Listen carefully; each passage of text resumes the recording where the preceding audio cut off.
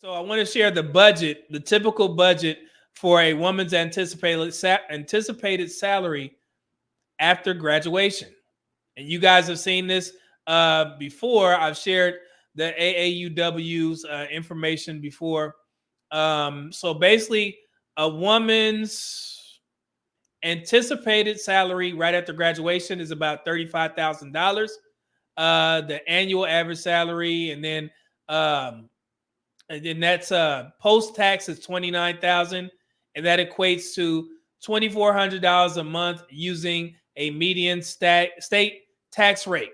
So this is the sample budget. So basically, they pointed out at the top here that says food $387, vehicle loan / lease $396, utilities $163, medical expenses $113, student loan payment $307, and then remaining funds would be about $148. So over here, that leaves women with this amount, adding child care costs. If you have a child, which we all know, 40% of Black women, when they're attending college, they have a kid. And they tend to have, they have the highest amount of kids between the ages of 25 to 29 and the highest around 20 to 24. So these figures don't include other basic expenses such as clothing, personal care, hair, and household products, gas, and tolls or emergency savings. Let's keep going. 57% of Black female college graduates report financial difficulties while repaying student loans. Okay? But let's look here. This is the student loan debt for race and gender groups. And they highlighted specifically for Black women. So if you see here, Black women have a college debt rate of 43.3%, which is the highest.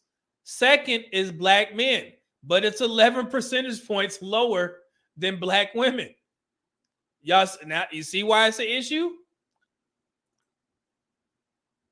Here we go. And this is reported by CERP for 2022. So it's the author's analysis of the 2022 survey of household economics and decision making. Man, Lord have mercy. Look at that. Just look at how the graph looks. That's pretty wild. And this is another breakdown from a later year. I believe this was 2016 from the U.S. Department of Education. Right here, it was at 37 to 35 for Black men, 37,000 for Black women, 35,000 for Black men. You guys see that? Then also, let's start here. And this is actually published in June 2023 by the Institute for Women's Policy Research. And it states, Black women have made major gains in higher education, but Black single mothers still struggle to attain degrees. Jesus. And like I said, they don't tell this stuff to Black women, and they just let them go out there. So here are some highlights. 2/3, 65.7% of Black women in higher education attended community college, About 3/4, 78 or 73.8% of Black mothers who attended a community college are single mothers. 73.8%.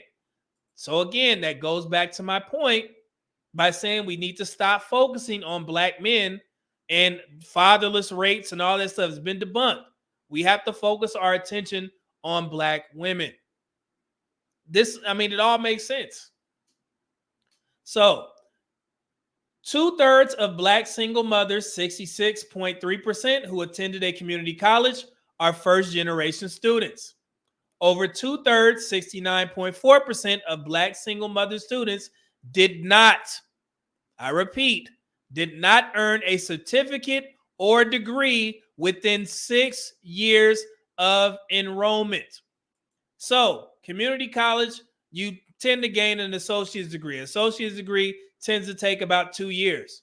So if our women are, if how many is that? If 69.4% of our women are spending 6 years of enrollment, I mean, you can do the math. The money start to pile up, man.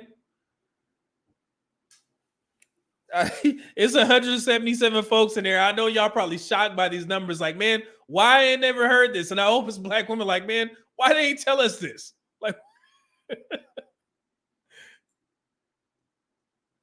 it's got to be from the black men that we dislike. I'm just playing, black women. I love y'all. Okay. 3/4, 74.7% of black single mother students say that they could not come up with $2,000 within the next month.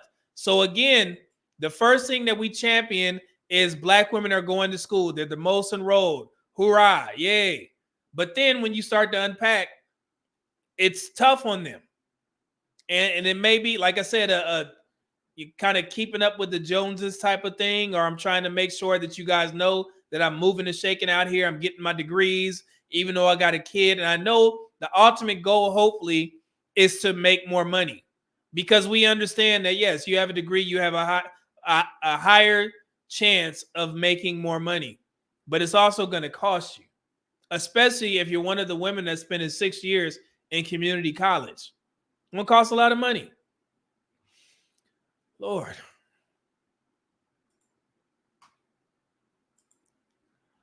And here's the breakdown. So this is the black single mother students carry a heavy financial burden.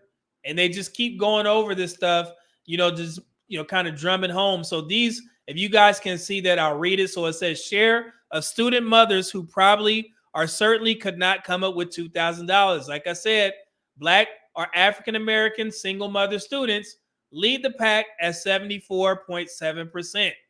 And then black or African-American student mothers come in second at 72.4%. All student mothers, all single mother students, 64.7%. And then you have all student mothers, 57.5%. So in every category, they have black women leading, whether you're a black or African American student mother or a single mother. So even with having a husband, you still got to pay a significant amount. Okay.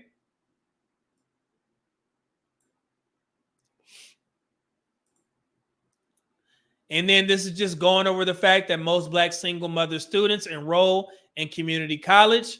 Most black single mothers in community college are first generation. We just covered that. And then some of the barriers to success for single black mothers. Black single mothers have limited financial resources. I'm not going to read this whole thing to you guys, but you can see it. Black single mother students lack access to quality, affordable childcare. Black single mother students struggle to balance work, school, and family. Jesus. So there is a term for that. It's called time poverty.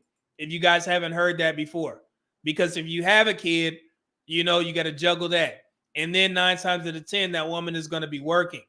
So she has to juggle school, work, and having a child, raising a kid. It's tough, man. It's tough. Whew.